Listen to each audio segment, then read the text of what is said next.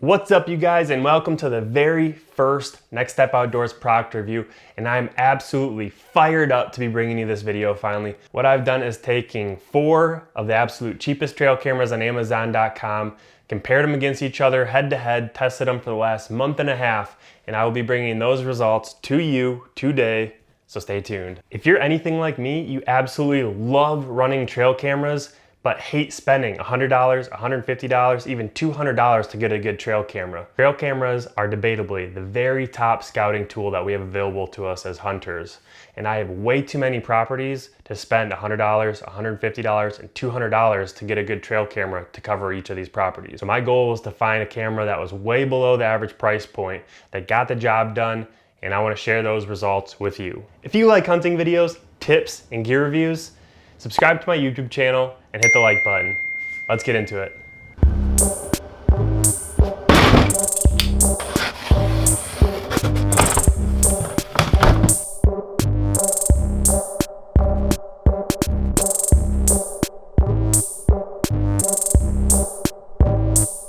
There were 4 things I was looking for when evaluating what trail cameras to purchase.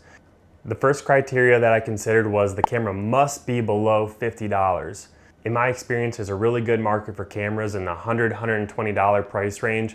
So my goal was to find something far below that so I can maximize the money I do have and cover more spots this next fall. The second criteria that I considered was that the camera must have 4 stars on Amazon.com.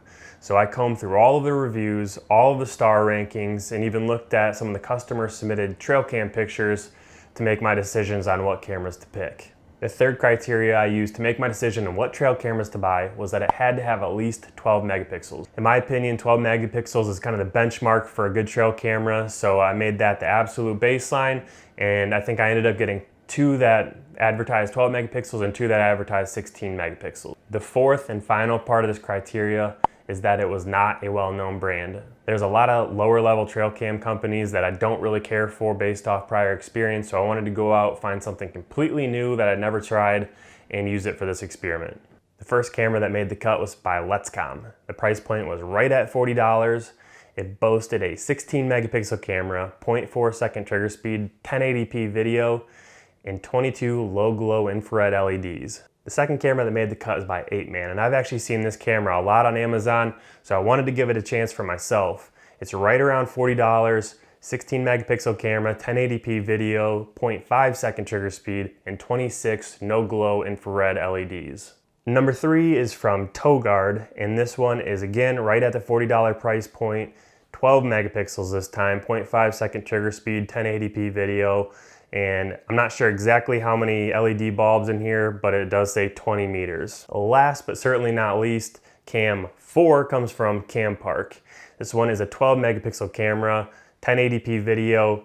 It says 0.5 to 0.8 second trigger speed, and again, it just says 20 meters as far as the low glow LED flash. So when the cameras arrived, the first thing I noticed is that 3 of the cameras are almost identical. They're sold by different companies, but my guess is that they're manufactured at the same place, but they advertise different specs. So I wanted to test them independently, see what the findings were. So one feature I left out is that all of the cameras actually have a viewing screen inside, which is nice. And a lot of the cheaper trail cameras in the hunting industry don't have that. It is a cool feature. It's not a must-have in my book, but definitely a plus. Well,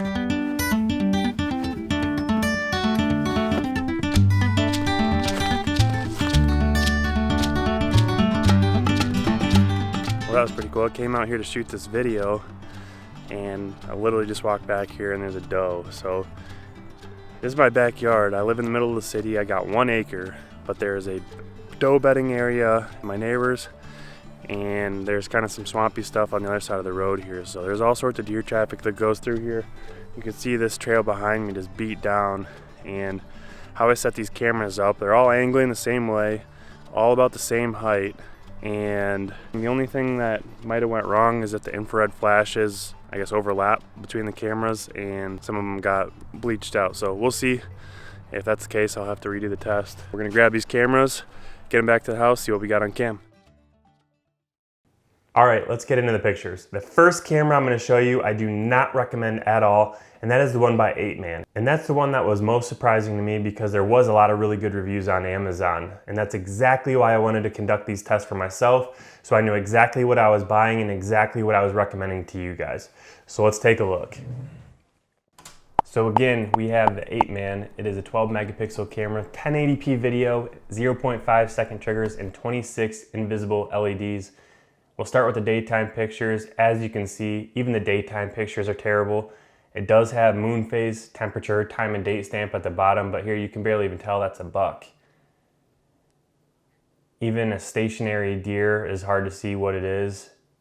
Overall, do not recommend this camera at all. Here's a giant buck and you can barely even tell that it has antlers. Let's take a look at some of the nighttime pictures now. The flash only illuminates about 7 to 10 feet in front of it in a very narrow window.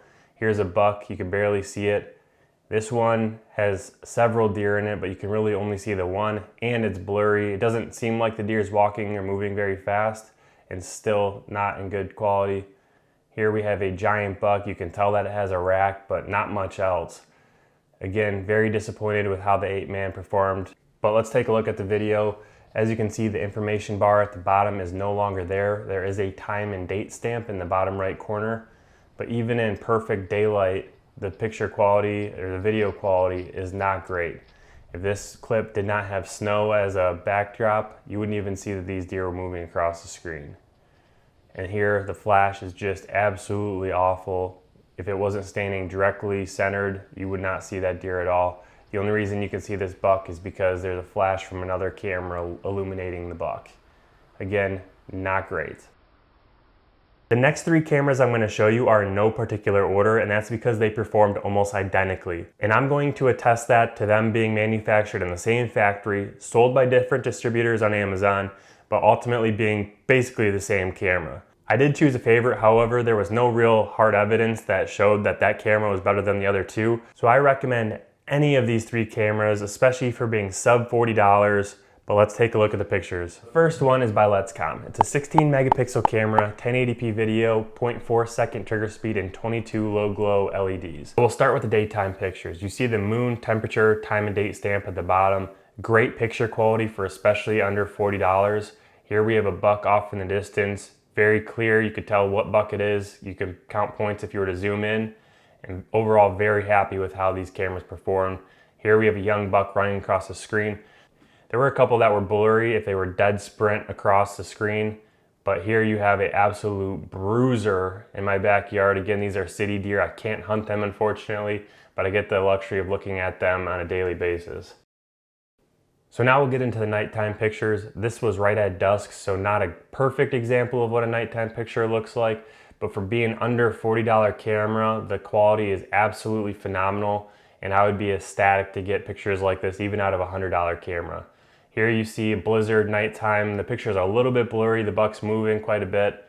If you look at the series of these pictures, he's actually running across and then has that young buck follow him. You know, not terrible for $40. And again, we have a buck here walking across. Super happy with how that turned out. So let's take a look at the video now. As you can see, the information at the bottom still has the moon phase, temperature, time and date, unlike the 8man camera. And for a sub $40 camera, I'm extremely pleased with the quality of this video.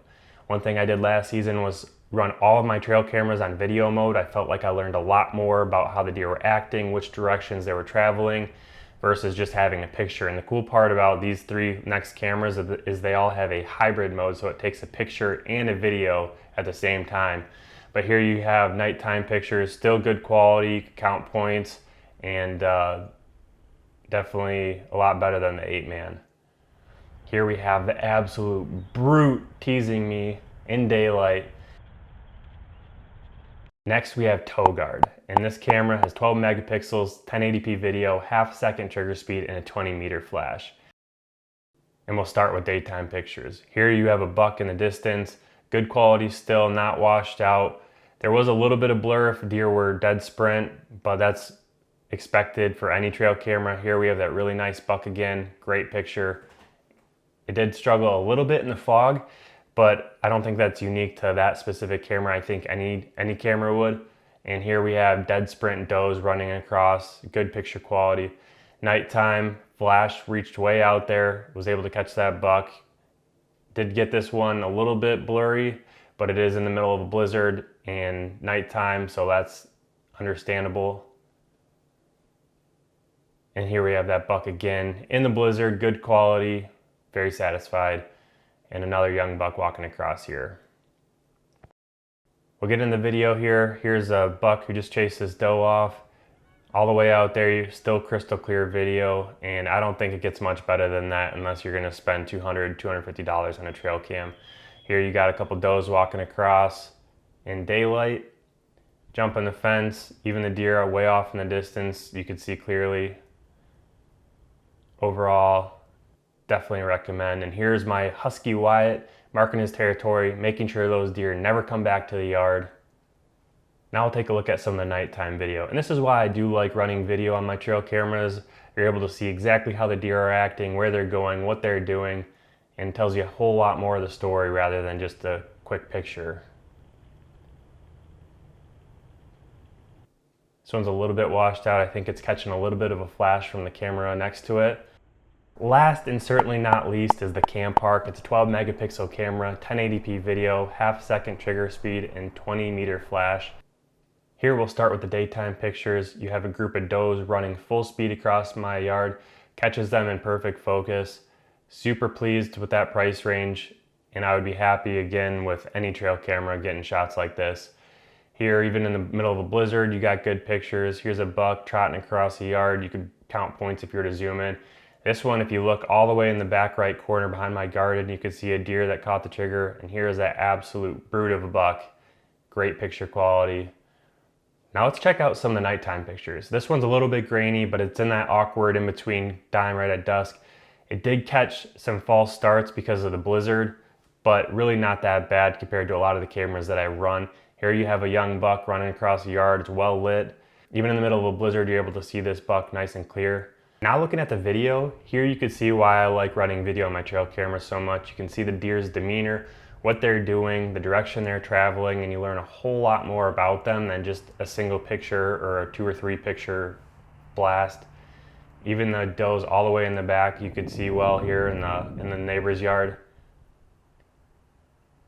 And overall, it doesn't get much better than this. As you can guess, that's probably why I get a lot of bucks rutting across my yard. Here's Wyatt, my Husky again, playing, getting after it with his ring toy. And then one last buck walking across the yard. So super happy with how these 3 cameras turned out.